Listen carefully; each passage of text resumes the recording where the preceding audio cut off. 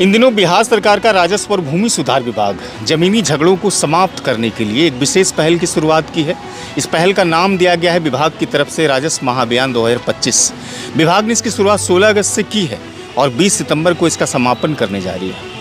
राजस्व महाअभियान 2025 दरअसल है क्या, इससे जुड़े सारे डाउट्स को क्लियर करने के लिए जब हम जमीन के एक्सपर्ट और बांका जिले के धोरैया अंचल में पदस्थापित अनुभवी अंचलाधिकारी श्रीनिवास कुमार सिंह के पास पहुंचे तो उन्होंने कहा कि जमीन से जुड़ी हुई जो भी दस्तावेज है जिसमें त्रुटियां हैं उसको सुधार करने का यह शिविर मौका देती है। सरकार और विभाग की ये कोशिश है कि जमीन के सारे कागजात को पूर्णतः डिजिटलाइज कर दिया जाए ताकि भविष्य में जमीन के किसी तरह के झगड़े को समाप्त कर दिया जाए।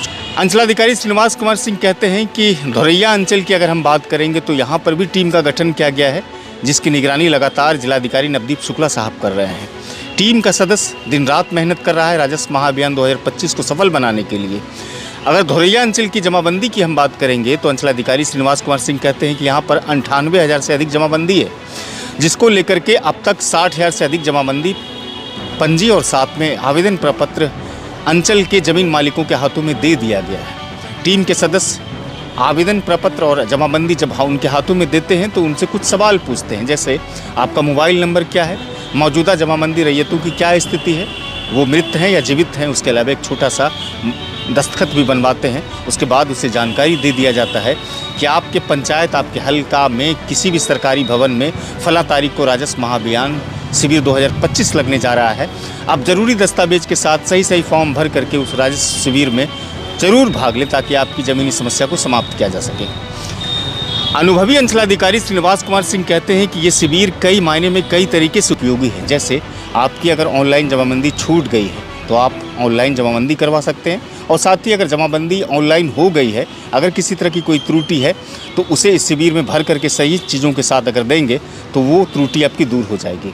उसके अलावा श्रीनिवास कुमार सिंह बताते हैं कि उत्तराधिकार नामांतरण और बंटवारा नामांतरण ये दो प्रमुख कार्य इस राजस्व महाअभियान शिविर में होने जा रहा है, जिससे पुराने पूर्वजों की जो ज़मीन है अगर बंटवारा नामांतरण नहीं हुआ है, उत्तराधिकार नामांतरण नहीं हुआ है तो ये शिविर वहाँ मौका देगी। अगर आप ज़रूरी साक्ष्य के साथ आवेदन को भर करके देते हैं तो ये समस्या से आप मुक्त हो जाएंगे, क्योंकि ज़मीन की बढ़ती हुई कीमत कहीं ना कहीं झगड़ों को जन्म दे रही है। अंचलाधिकारी श्रीनिवास कुमार सिंह कहते हैं कि हर पंचायत में राजस्व महाअभियान 2025 का 2 शिविर लगेगा और वो भी 7 दिनों के भीतर।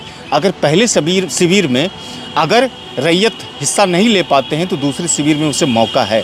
उसके अलावा अनुभवी अंचलाधिकारी श्रीनिवास कुमार सिंह कहते हैं कि अंचल में लगने वाले शिविर की पूरी जानकारी, चाहे वो हल्का स्तर पर हो या पंचायत स्तर पर हो, इसकी पूरी जानकारी आपको भूमि पोर्टल के राजस्व महाअभियान 2025 के पोर्टल पर उपलब्ध है।